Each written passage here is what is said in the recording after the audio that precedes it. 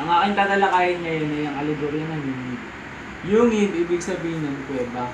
Ito yung lugar kung saan nakakulong yung mga bilanggo sa buong buhay nila. Ang alegorya, ibig sabihin nun, metaphorical o symbolical. Ibig sabihin nun, yung mga bagay na nakikita natin sa kuweba, simbolismo lang yun ng mga bagay sa ating mundo. Alegorya ng yungib, ibig sabihin, representation ng kuweba sa ating mundo. Sinulat siya ni Plato. Pero isa siyang sanaysay na dialogue nila Glaucon at Socrates. Si Glaucon, kapatid siya ni Plato. Si Socrates, siya yung guro ni Plato. Yung mga tauhan doon, ang bilanggo, siya yung nagre-representa ng mga ignoranteng tao sa ating mundo. Puppeters o yung nagmamaniga, siya yung nagre-representa ng mga bagay na bumubulag sa ating mundo. Yung mga taong bumubulag sa ating mundo, gaya ng gobyerno, gaya ng media. Freed prisoner o yung nakalayang bilanggo, siya yung nagre-representa ng mga nagtuturo sa ating mundo. Siya yung nagre-representa ng mga nagtuturo sa atin, gaya ng mga philosopher, teacher, ganun. Anino, siya yung nagre-representa ng limitadong kaalaman natin. Tapos yung kadena, siya yung nagre-representa ng limitadong paggalaw natin.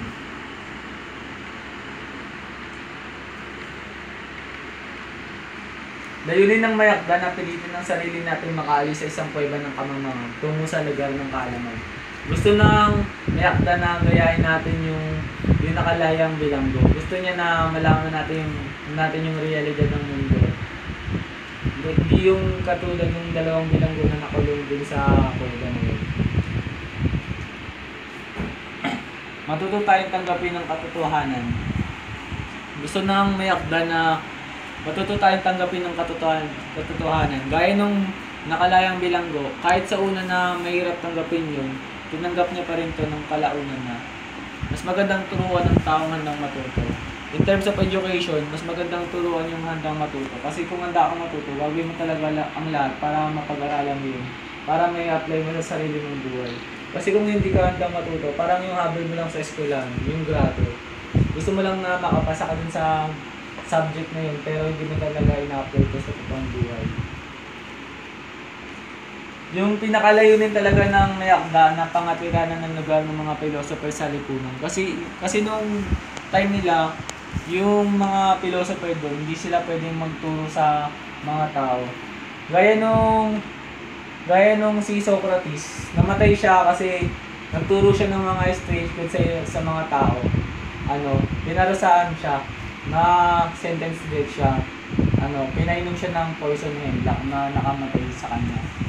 Si Plato, yung estudyante ni Socrates, sobrang naapektuhan to sa pagkamatay ni Socrates kasi guro siya na ito eh. Kaya sinulat niya yung 5 dialogues. Kasama na to. No to Athenian democracy. Kasi yung Athenian democracy, nilalabag ng mga philosopher yung mga batas doon. Gaya nung impiety o kawalan ng respeto sa Diyos.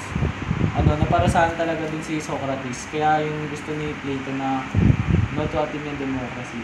Yes to philosopher kings.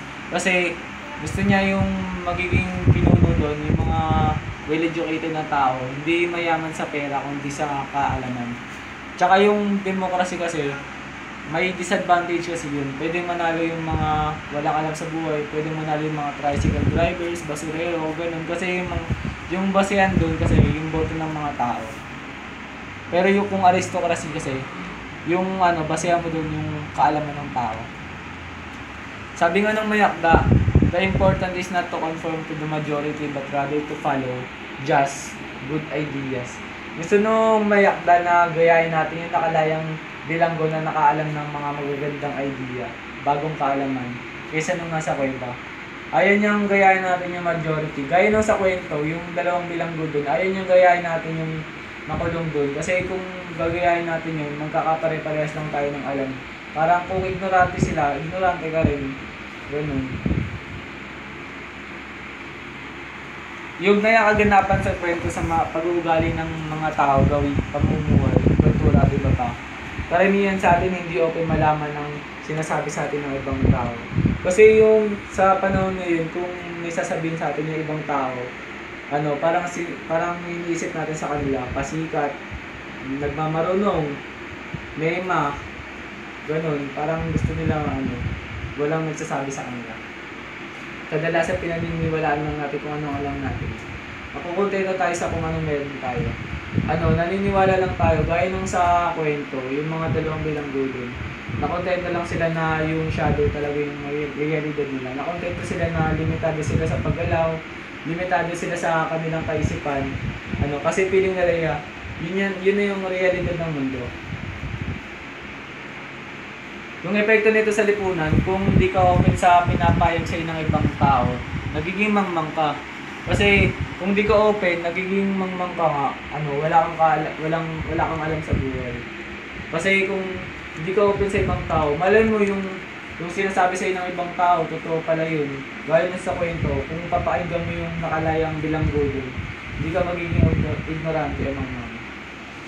Naniniwala agad tayo sa nakikita ng ating mga mata. Hindi natin sinusuri yung nang mabuti yung nakikita natin. Gaya naman sa kwento, hindi sinuri ng dalawang bilanggo kung ano talaga yung nakita nila. Feeling nila yun na talaga yung totoo. Naniniwala agad sila sa nakikita ng kanilang mga mata. Maliban na lang dun sa nakalayang bilanggo. Sinuri niya talaga kung ano yung nakita niya. At napagtanto niya na hindi pala totoo yun. Bagkus ay yung copy lang nito. Makatotohanan at espesipikong rekomendasyon. Maging open sa pinapayag ng iba sa atin.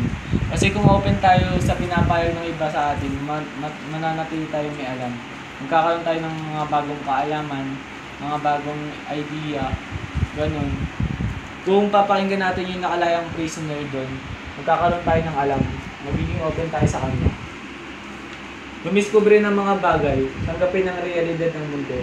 Gusto nang may akda na, gusto ko na, dumiskubre tayo ng mga bagay. Gaya nung sa nakalayang bilanggo, gusto ko na,